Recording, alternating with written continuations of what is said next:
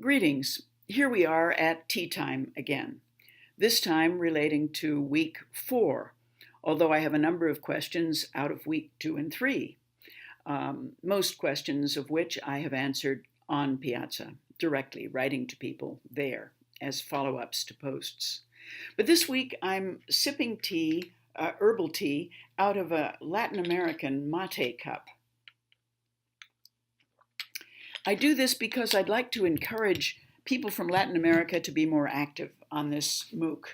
There have been some suggestions that we would try to bring the MOOC out maybe in January 2015 in Spanish or with Spanish captions. And that would be great. I think I'd like to do that, and I'm going to work toward that. In the meantime, I hope to hear from people in Latin America as well as around the world. We have had a number of people responding on Piazza in Spanish, and we welcome that, although keep in mind that many of the people enrolled in this course will not be able to read your comments if you do it in Spanish. But we do have people on our team who speak Spanish and can pass on your questions to me if that's relevant. We have about 7,105 people enrolled at the moment, I think. The exciting thing not only is the numbers, but also the fact that we have people enrolled from 140 different countries. The most populous countries participating in the MOOC right now are certainly English speaking. The US, the UK, India, Canada, Australia, Mexico, Brazil, Egypt, Pakistan, Nigeria. Those are the countries, and Spain. Those are the countries that are where we have the most active people participating in the MOOC, and we'll keep you posted about that over time. Another reason that I wanted to sort of focus on Latin America by using this particular cup was because our topic this week, as we all know, is on reproductive health. And my experience, particularly with the Global Fund for Women, is that people in Latin America, as in the rest of the world, are particularly concerned with reproductive health, and particularly with the aspect of reproductive health that we focus on in this week on the MOOC, and that is women's access to safe and legal abortion. You may recall in the first week of the course, I commented that I had gone back and reviewed materials from the Global Fund for Women about what the topics were that women themselves were particularly interested in. And I created my course at Stanford and also this MOOC and the book, focusing on those issues that women themselves thought were particularly important to them. And one of those issues is access to safe and legal abortion. Before I move on to that general topic of reproductive health, I'd like to say that we've had a number of questions and comments on Piazza, which I have responded to the extent that I can. But we've had a number of questions having to do with HIV and AIDS, which was one of the topics of last week. And for that matter, female genital mutilation, another topic of last week. People really were very concerned about what we can do about these issues. And my answer generally is to support women who, in those countries where these issues are particularly of concern, women who are working on these issues. If we can come together with those women and men who are working on these topics, we can perhaps be supportive to them both psychologically and perhaps financially. One particular question was, what can we do about discrimination against people with HIV, and particularly women? One person asked, how can we empower women who are being discriminated against because they have tested positive for HIV or have AIDS? And I'd like to refer you to an organization, and perhaps we can put a link on our website to this organization. It's called World, Women Organized to Respond to Life-Threatening Diseases. World, as in W-O-R-L-D, capital W-O-R-L-D. The website for World is www.womenhiv.org. the name of the organization again is Women Organized to Respond to Life-Threatening Diseases. And this is a group of women who are concerned about HIV, who themselves may have tested positive, and have come together to work together on policy matters, education, and other activities having to do with women and HIV. So we will try to put a link up to that, but you may recall World and Women HIV. So do look at their website. I think they're doing really important work. But let's move to the discussion of this week, which is reproductive health. This is, as we say several times in the presentations, a vast field. So much could be covered under it. And the presentations, the materials, the readings touch upon many of the issues. And we focus particularly in the interview with Caitlin Gertz on access to safe and legal abortion. Some of the people that have responded to the readings have provided some very interesting perspectives and some suggestions, and I hope those will keep coming in. One of the things that I thought was very thoughtful and delightful, really, in one of the Piazza posts from one of our students was that suggesting that at the time of the birth of a little girl, perhaps we should make sure that we celebrate as much as people might celebrate at the time of the birth of a boy, or maybe even more so. But the suggestion was that people would come together and celebrate the birth of a female child in a kind and happy and welcoming way.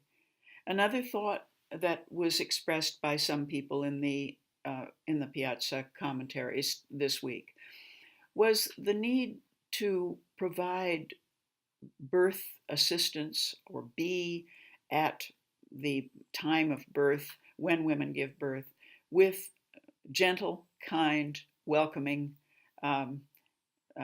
positive feelings in the room, that we make the birth experience as happy and as good an experience as we can.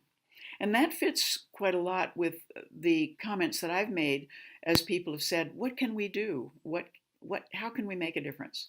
And I really think, again, through my experience, coming together, forming groups, getting together over tea, over a meal with a friend or several friends, talking about these issues in your own societies and seeing what interventions you might take.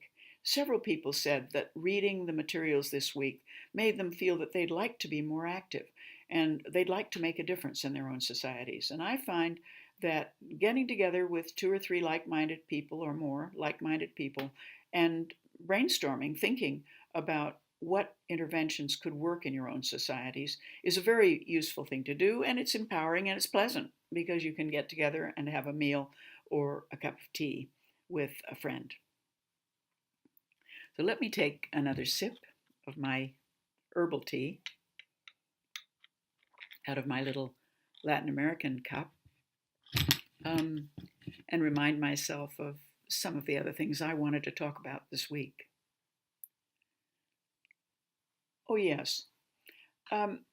Someone wrote at some length, her name, I hope she doesn't mind my mentioning it, is Emma, E-M-M-E.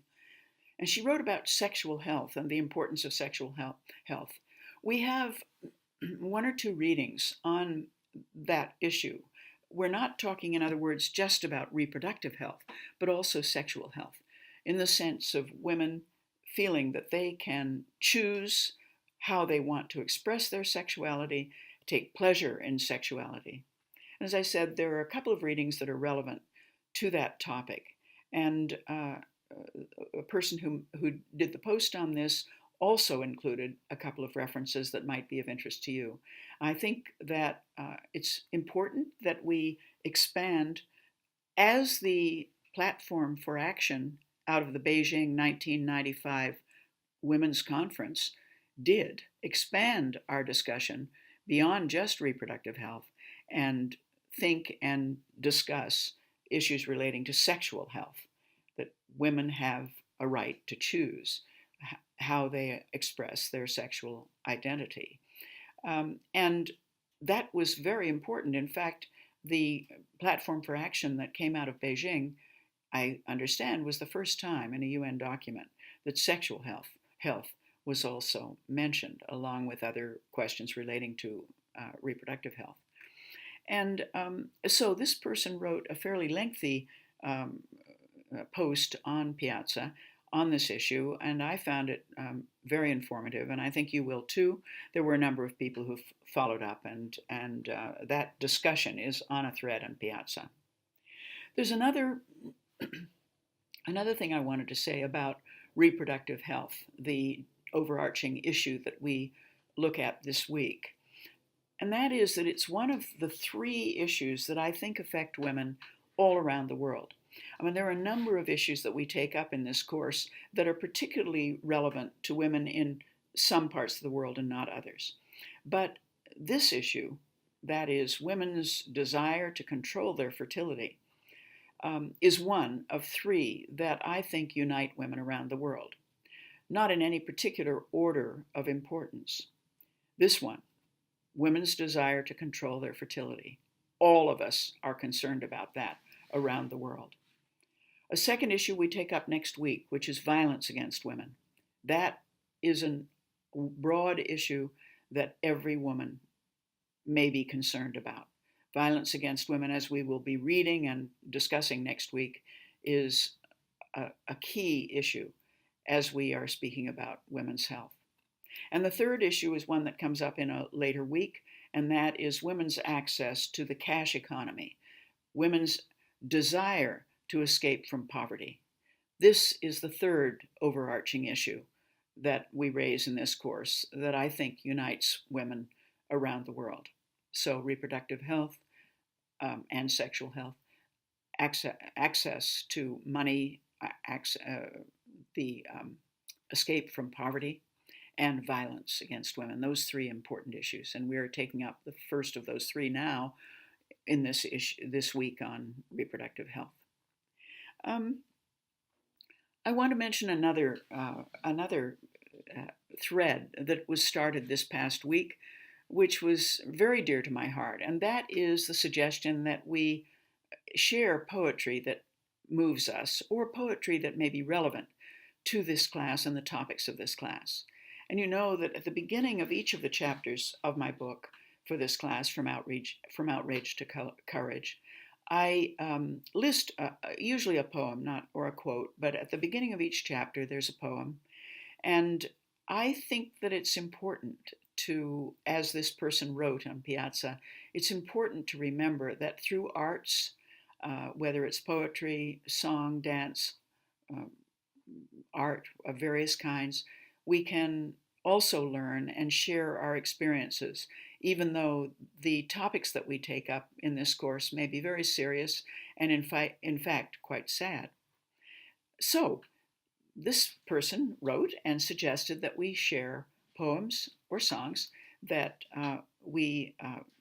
either we may have written ourselves or that we think are particularly strengthening and inspiring, and see what we find and see what we learn. So look that up on Piazza and maybe follow that thread by adding poetry or song that has been important to you. You may notice that I am recording this in a different environment than my usual couch in my home in California. I'm in Maine with my partner. He and I are here in the woods in a little cabin in Maine.